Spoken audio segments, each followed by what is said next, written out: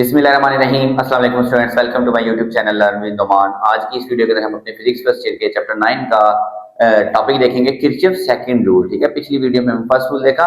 तो video start करने से पहले आप लोगों से गुजारिश है कि चैनल को लाजमी सब्सक्राइब करें और वीडियोस को अपने क्लास वालों तक जरूर शेयर करें।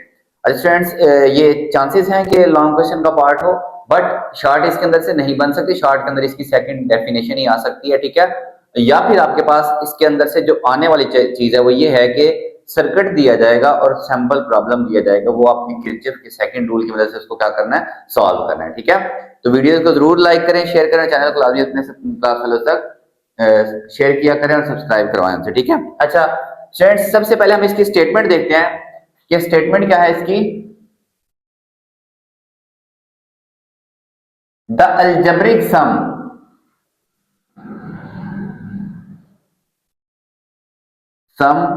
of all the potential changes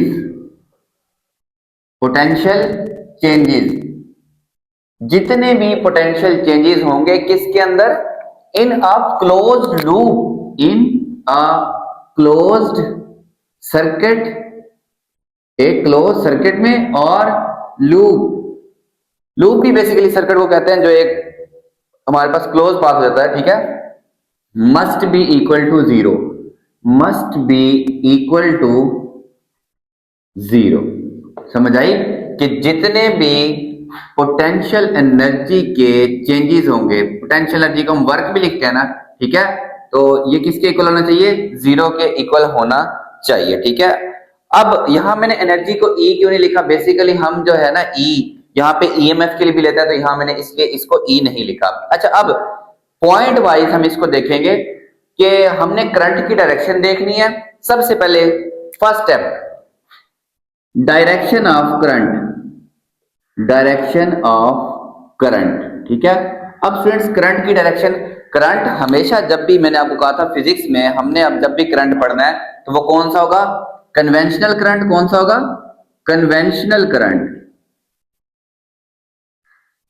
ठीक है, so it must be from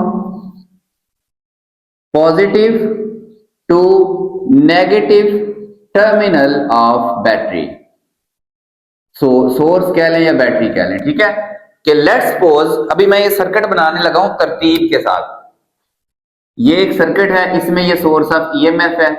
ठीक है, अभी इसमें कुछ भी नहीं लगा हुआ, प्लस माइनस, तो इसमें करंट की डायरेक्शन सबसे पहले हमने सेलेक्ट करनी है कि यहां से करंट जाएगा पॉजिटिव टर्मिनल से, ऐसे करके। ठीक है, पॉजिटिव टर्मिनल से जाएगा और नेगेटिव टर्मिनल तक, ये हमारे पास करंट की डायरेक्शन।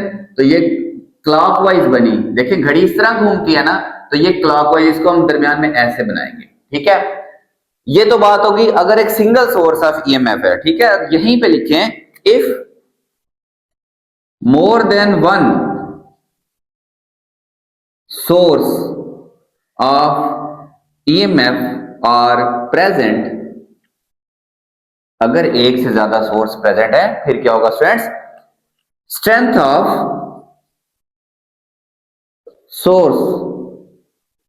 सोर्सेज की स्ट्रेंथ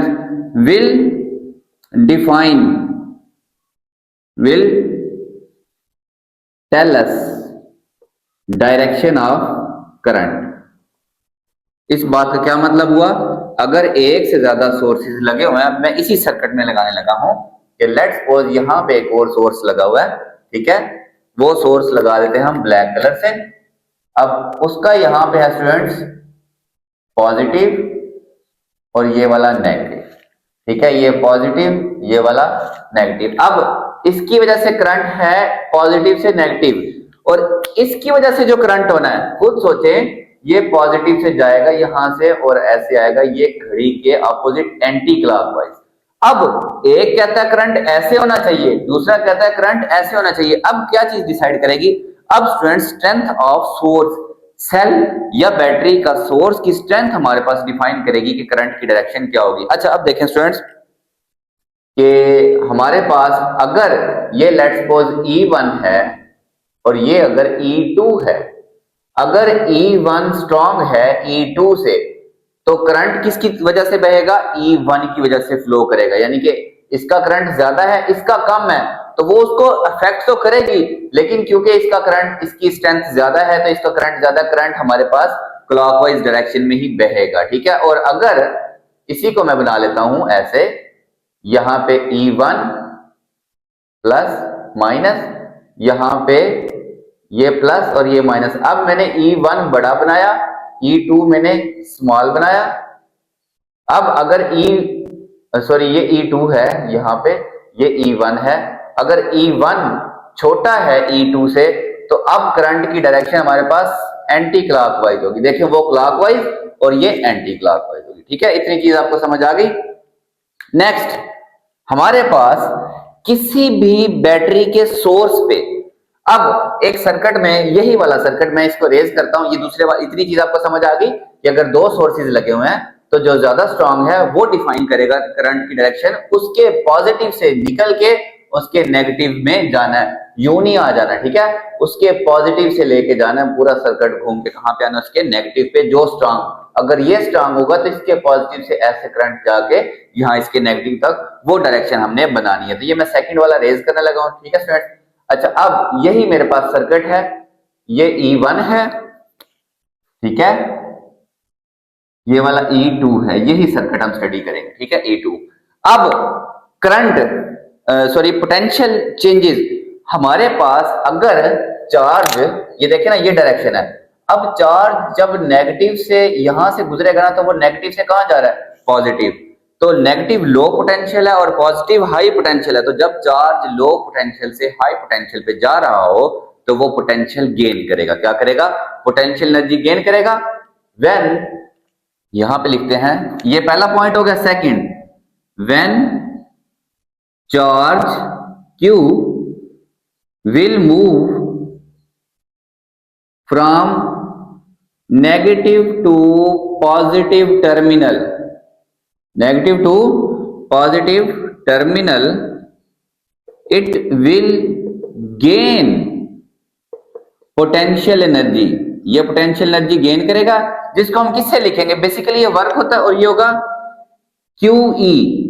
और अगर हम बात करें when move from positive negative terminal of E1, तो यहां पे मैं लिखूंगा QE1, चार्ज वही है, चार्ज जो सर्किट में वही है Q, ठीक है। तो इसकी जो पोटेंशियल एनर्जी गेन करेगा वो क्या होगी, QE1। यहां पे जो पोटेंशियल एनर्जी में चेंज होगा वो बेसिकली वर्क डन, ये बैटरी इस पे वर्क करेगी कि नेगेटिव से पॉजिटिव लेके जाए, ठीक है। तो QE1 क्या होगा, QE1, ठीक होगा स्टूडेंट्स।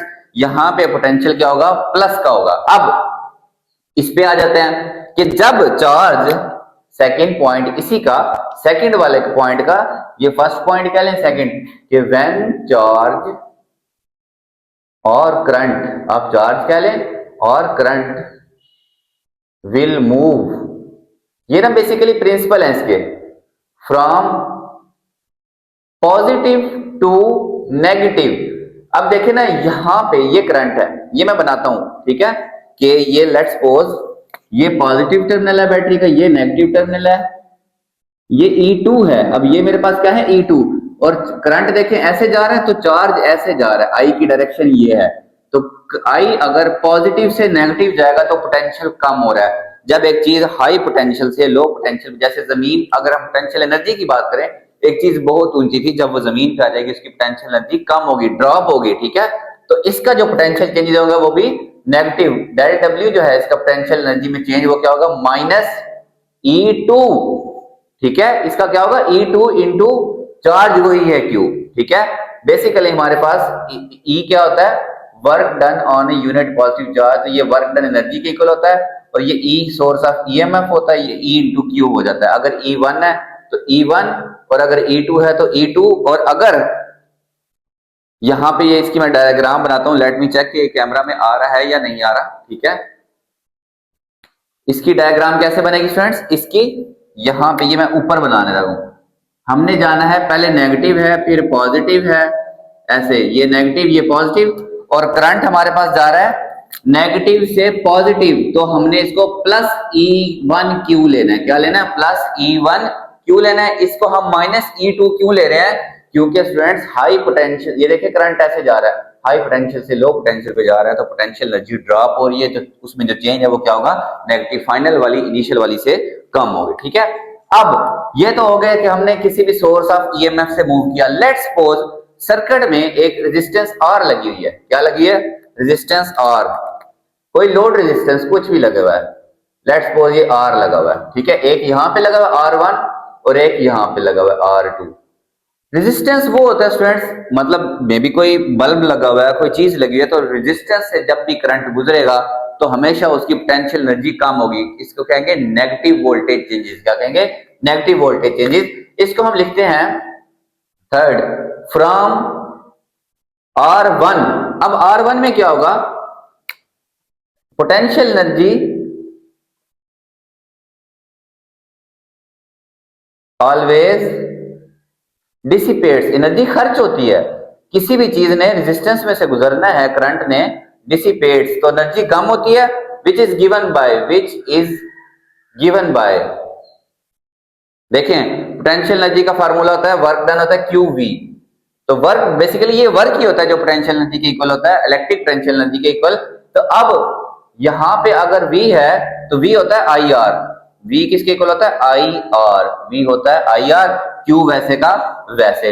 अब अगर रेजिस्टेंस 1 है तो R1, अगर रेजिस्टेंस 2 होगी तो IR2। ठीक है, फ्रॉम R1 एंड R2 ऐसे लिख रहे हैं पोटेंशियल एनर्जी ऑलवेज डिसिपेट्स, खर्च होती है। ठीक है, which is given as QIR1 and QIR2 respectively. ठीक है स्टूडेंट्स, तो ये पोटेंशियल एनर्जी चेंज हो गए। सर्किट के अंदर हमारे पास लगी है चार चीजें, 1 2 3 4 चीजें लगी हैं। इधर नेगेटिव से पॉजिटिव गए तो हाई पोटेंशियल पे गए तो potential energy gain plus E1Q। यहां पे पॉजिटिव से नेगेटिव गए तो पोटेंशियल एनर्जी कम हुई, इलेक्ट्रिक पोटेंशियल एनर्जी, तो माइनस E2Q। ठीक है, और मैंने आपको बताया कि जो रेजिस्टेंस होते हैं R1 और R2, रेजिस्टेंस में हमेशा पोटेंशियल ड्रॉप होता है, पोटेंशियल एनर्जी कंज्यूम होती है, एनर्जी डिसिपेट होती है, तो ये माइनस लगेगा। इनके साथ क्या लगेगा? दोनों के साथ माइनस ही लगेगा। अब इन सब का सम किसके इक्वल होना चाहिए स्टूडेंट्स? 0 के इक्वल होना चाहिए। जो हमारे पास किरचॉफ्स रूल है कि इन सब का सम किस किस का? ये वाला प्लस E1Q प्लस दूसरा है इसका पोटेंशियल एनर्जी चेंज क्या? माइनस E2Q, तो ब्रैकेट में माइनस E2Q। ठीक है, प्लस ये माइनस QIR1, माइनस QIR1। ठीक है, और प्लस माइनस QIR2। ये सब का सम किसके इक्वल होना चाहिए? 0 के। अब इन सब में से Q आप कॉमन लेके दूसरी साइड पे डिवाइड करते हैं तो Q खत्म हो जाएगा, तो ये सिंपल इक्वेशन बनेगी E1 minus plus minus minus E2 plus minus minus IR1 minus IR2 equal to 0। ठीक है स्टूडेंट्स, तो ये हमारे पास किरचॉफ रूल के मुताबिक इस सर्किट में जो पोटेंशियल एनर्जी के चेंजेस हैं उनका सम किसके इक्वल होगा? 0। अब न्यूमेरिकल में आपने ये क्यों नहीं लिखना, अगर हम ये दो रूल ज़हन में रखने हैं।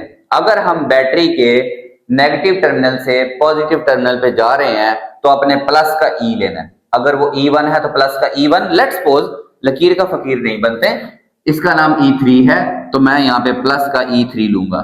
ठीक है, ओके, इसका नाम E5 है। अगर मैं पॉजिटिव से नेगेटिव, देखिए ये करंट कैसे जा रहा है? ऐसे जा रहा है, पॉजिटिव से नेगेटिव जा रहा है, तो मैं माइनस E2 लूंगा। प्लस से माइनस जाना है तो माइनस। और जो रेजिस्टेंस होते हैं वहां पे हमेशा आपने क्या लिखना है? IR। अगर R1 है तो R1, अगर R2 है तो R2, और रेजिस्टेंस में हमेशा क्या लगना है? यहाँ पे माइनस लगना है। ये दो चीज आपने ध्यान में रखनी है कि सोर्स ऑफ ईएमएफ में नेगेटिव से पॉजिटिव गए तो पॉजिटिव, पॉजिटिव से नेगेटिव गए तो नेगेटिव, और जो रेजिस्टेंस है उनमें हमेशा पोटेंशियल ड्रॉप होता है, और पोटेंशियल होता है V is equal to IR। तो IR1 और IR2, अगर ये R1 और R2 है तो ये हमारे पास किरचॉफ का सेकंड रूल है। बट आपकी बुक में एक चीज नहीं लिखी हुई, वो मैं आपको समझा दूं कि लेट्स सपोज हमारे पास ऐसा सर्किट आ जाता है जिसमें दो लूप्स हैं। दो लूप से क्या मुराद स्टूडेंट्स, कि हमारे पास ये दो सर्किट आ गए। ठीक है, यहां दरमियान में एक रेजिस्टेंस लगाते हैं, प्लस माइनस, प्लस माइनस ऐसे दरमियान से गैप होता है बैटरी में, ठीक है।